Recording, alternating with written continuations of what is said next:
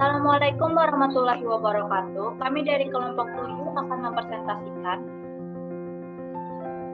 solusi pencemaran akibat tumpahan minyak di laut dengan dari Prodi Teknik Perminyakan kelas B 2020.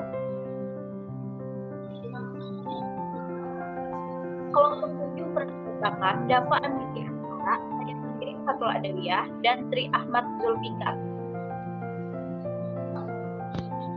Seri yang pertama akan dibacakan oleh Anda. Baik, terima kasih. Poin pembahasan yang akan kita bahas pada kali ini yaitu yang pertama, berbagai penyebab pencemaran laut. Yang kedua, dampak akibat dari tumpahan minyak di lautan. Lalu yang ketiga, langkah penanganan.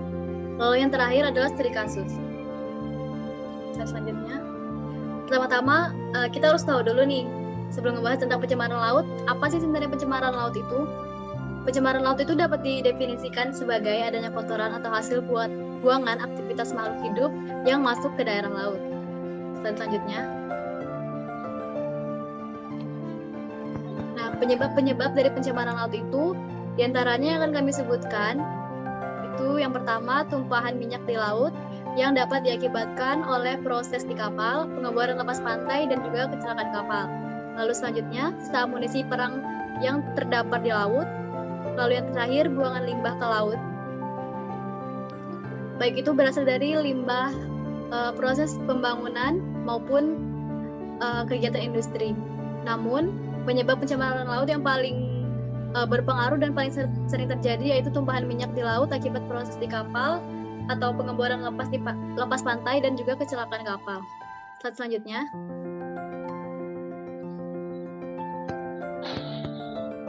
Dampak akibat dari tumpahan minyak di laut. Yang pertama terhadap organisme laut, lalu yang kedua terhadap hewan di sekitaran laut, lalu yang terakhir yaitu terhadap lingkungan di sekitar. Selanjutnya, dampak tumpahan minyak bagi organisme di laut. Yang pertama, mengganggu proses sel ataupun subsel pada tubuh organisme hingga besar kemungkinan terjadinya kematian. Lalu, pertumbuhan fitoplankton laut akan terhambat. Kemudian, penurunan populasi alga dan protozoa akibat kontak dengan racun lapisan minyak di permukaan air yang kemudian menyebabkan populasi ikan, udang, dan kerang juga ikut menurun. Selanjutnya, yang terakhir adalah proses minyak yang mengendap menutupi permukaan karang, sehingga menyebabkan dan mengganggu proses respirasi dan fotosintesa hewan dan zooxanthellae pada karang hingga menyebabkan kematian dalam jumlah besar.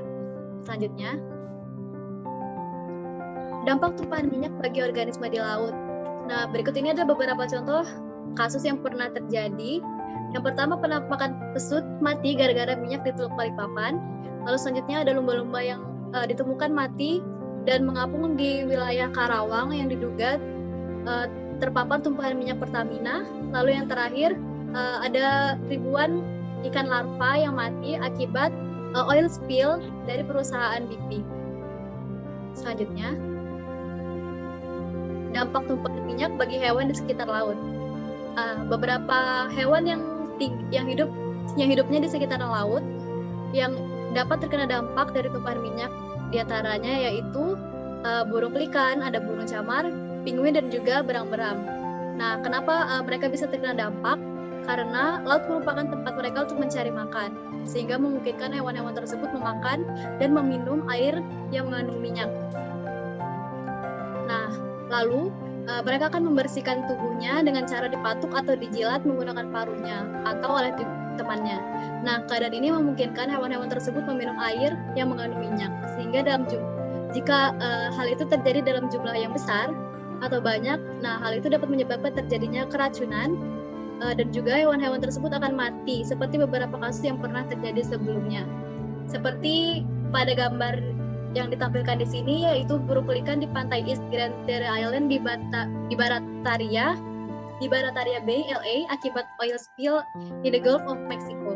Selanjutnya,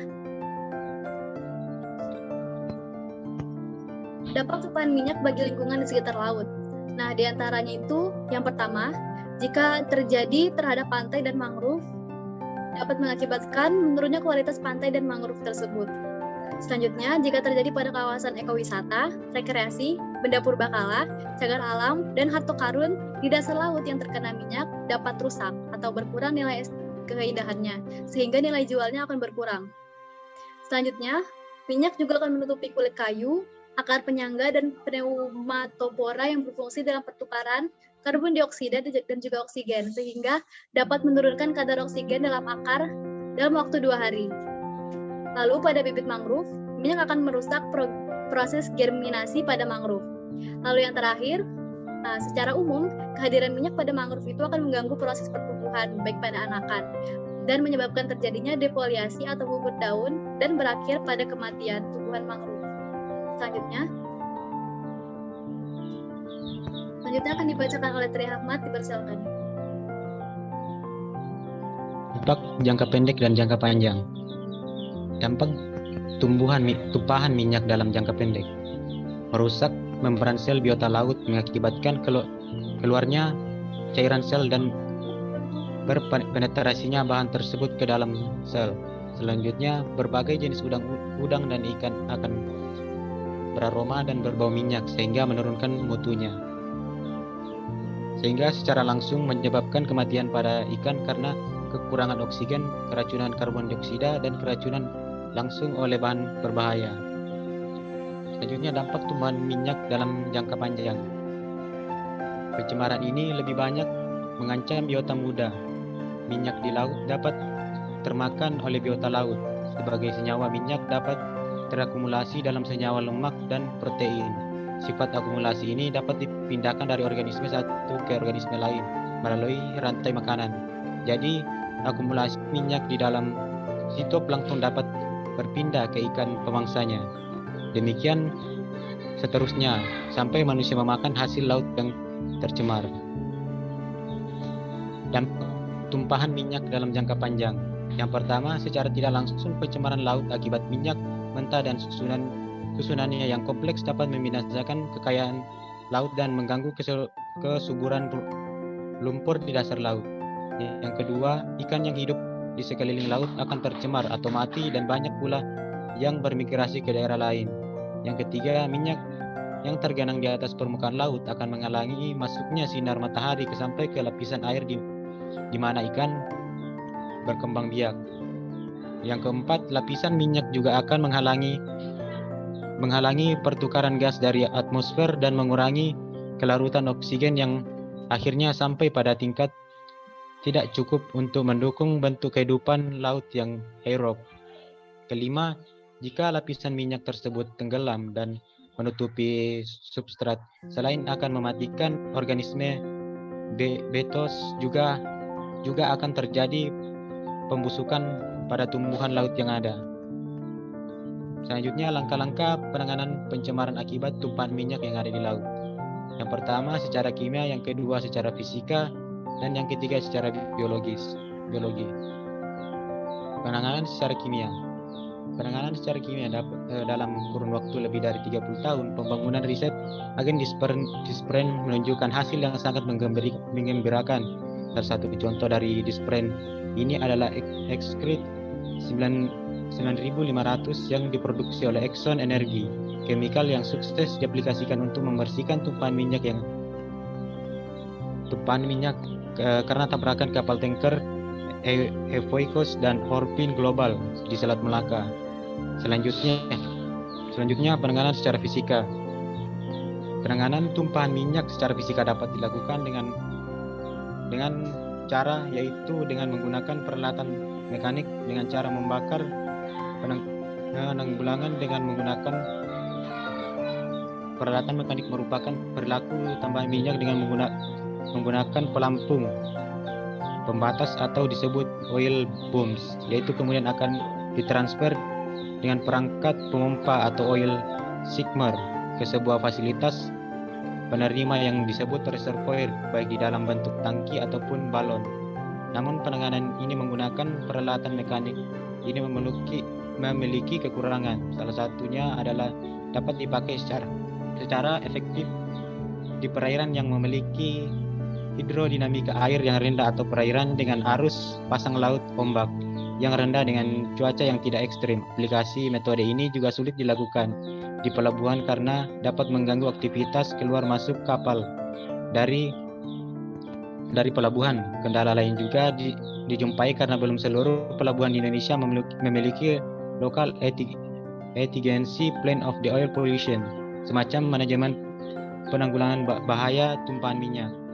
Selanjutnya, lalu teknik ini yang lazim digunakan adalah pembakaran minyak yang disebut dengan in-situ burning. Tetapi metode pembakaran minyak dapat pada permukaan air ini akan memindahkan masalahnya ke pencemaran ke udara, penanganan secara biologi. Lalu penanganan secara biologi. Penanganan dengan melakukan bioremediasi yaitu sebagai proses pengurangan limbah organik atau organic pollution secara biologi dalam kondisi terkendali dengan tujuan mengontrol, mereduksi atau bahkan mereduksi bahan pencemaran dari lingkungan. Kelebihan teknologi ini ditinjau dari aspek komersial adalah relatif lebih ramah lingkungan, biaya penanganannya relatif lebih murah dan bersifat fleksibel. Teknik pengolahan limbah jenis B3 dengan biromedis ini umumnya menggunakan mikroorganisme yaitu kamir, fungi, dan bakteri sebagai agen bioremediator. Selanjutnya studi kasus yang akan dibacakan oleh teman saya itu Fatul. Baik, terima kasih. Studi kasus pencemaran lingkungan akibat tumpahan minyak. Akibat tumpahan minyak yang mencemari laut dapat membahayakan biota serta makhluk hidup yang mengonsumsinya. Biota dari laut tersebut. Beberapa peristiwa tumpahan minyak tersebut adalah tumpahan minyak Exxon Valdez 1989, Montara 2009, Deepwater Horizon 2010, pipa Pertamina di Balikpapan 2018, dan kebocoran minyak Pertamina di Karawang 2019. Pencemaran skala besar tersebut akan sangat merugikan lingkungan dan makhluk hidup apabila dibiarkan begitu saja.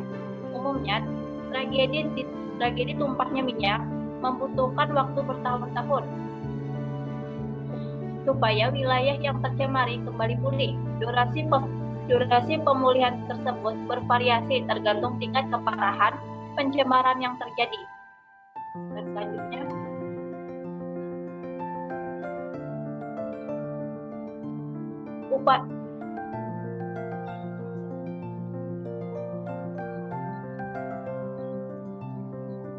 upaya penerapan bioteknologi di bidang lingkungan atau yang disebut grey bioteknologi dapat dimanfaatkan untuk menangani pencemaran lingkungan, baik pencemaran yang terjadi di tanah, air, udara, ataupun sedimen, melalui pemilihan mikroorganisme dan metodologi yang tepat. Pencemaran lingkungan dapat diatasi. Mikroorganisme memiliki karakteristik yang unik. pH normal untuk pertumbuhan mikroorganisme di lingkungan adalah 6-8, sedangkan suhu normal adalah 25-35 derajat Celcius. Akan tetapi, terdapat beberapa jenis mikroba yang dapat hidup di lingkungan ekstrim. Lingkungan ekstrim yang dimaksud bisa berupa pH tinggi, pH rendah, suhu tinggi, dan suhu rendah. Ada pula mikroorganisme yang resisten terhadap merkuri. Karakteristik unik ini merupakan suatu yang potensial untuk mendetoksifikasi pencemaran yang ada di lingkungan. Salah satu karakteristik mikroorganisme yang dimanfaatkan oleh para peneliti adalah petrofilik.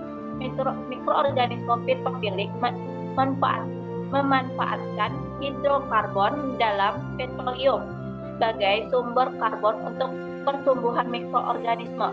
Mikroorganisme jenis ini seringkali digunakan untuk mengatasi pencemaran lingkungan akibat tumpahan minyak. Keuntungan bagi lingkungan adalah bersihnya lingkungan yang sebelumnya terkontaminasi oleh minyak karena hidrokarbon dalam minyak didegradasi oleh mikroorganisme. Contoh penerapan bioremediasi yang digunakan untuk mengatasi tumpahan minyak yang terjadi di Balikpapan. Proses bioremediasi area tersebut berlangsung pada tahun 2019 dan 2020. Mikroorganisme yang digunakan memiliki kemampuan menghasilkan biosurfaktan sehingga mengurangi tegangan permukaan pada tumpahan minyak. Karena tegangan permukaan berkurang, maka kelarutan tumpahan minyak tersebut meningkat, sehingga mikroorganisme petrofilik lebih mudah mencerna hidrokarbon dari minyak. Baik, sekian, terima kasih hasil dari presentasi kami dari kelompok 7. Wassalamualaikum warahmatullahi wabarakatuh.